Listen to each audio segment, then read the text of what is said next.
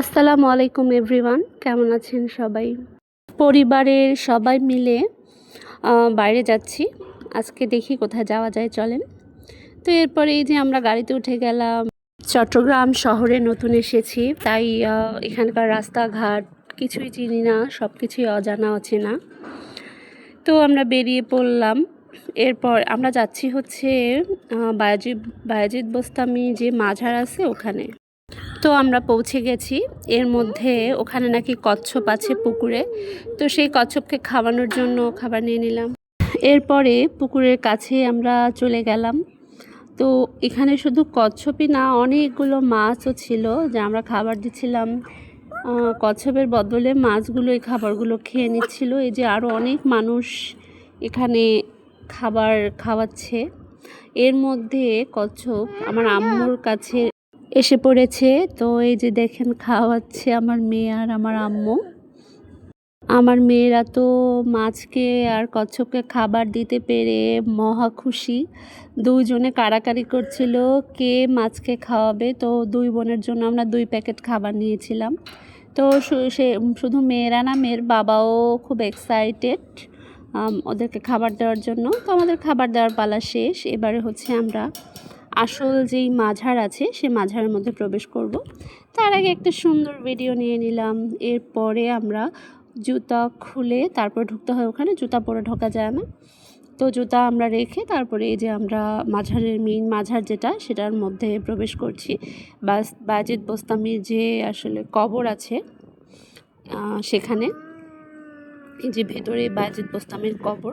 তো এখানে ভিডিও মানে করতে নিষেধ করছিল, তারপরেও আমি এখানে তেমন না, ভেতরে আরেকটু বেশি মনে হয় নিষেধ করছিল, মানে একদম ভিডিও করতে মানা করছিল। আর তারপরে আমি একটু ভিডিও করেছি।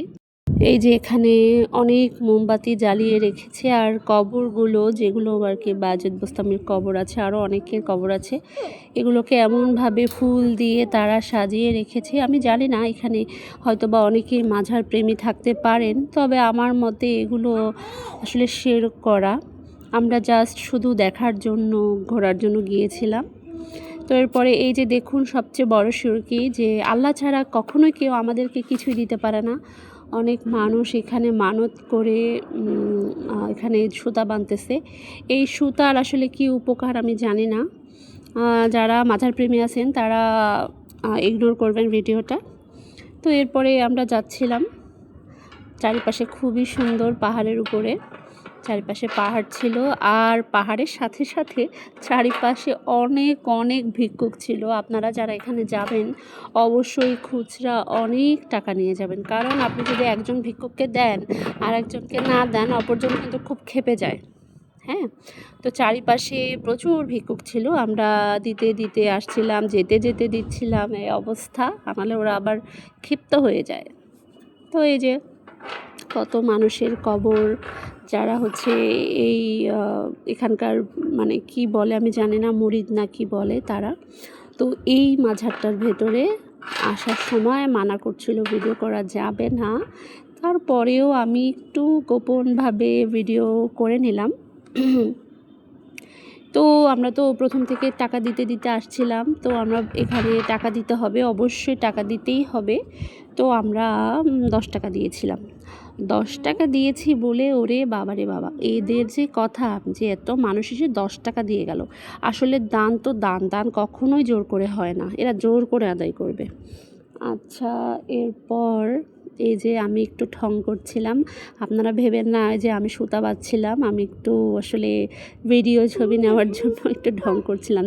জায়গাটা আমার কাছে খুবই সুন্দর লাগছে। তো এরপরে যে বায়েজিদ বোস্তামি যে তার মানে কবরে এখানে আসছি আমরা, এটা দেখছিলাম। মহিলাদের ভেতরে প্রবেশ নিষেধ ছিল, আমরা বাইরে দাঁড়িয়েই দেখছিলাম। এই যে আমার মেয়েরা যাচ্ছে আসতেছে, খুব মজা পাচ্ছিল তারা। আর যেহেতু ফুল দিয়ে সাজানো, আসলে আমি জানি না এগুলো কতটুকু ঠিক বা বেঠিক। তো যাই হোক, আমাদের এটা দেখার পালা প্রায় শেষ পর্যায়ে। তো এই যে বাইরে বের হওয়ার সময় আমরা আরেকটু ভিডিও করেছিলাম, এখানে হয়তো আর আসা হবে না সেজন্য।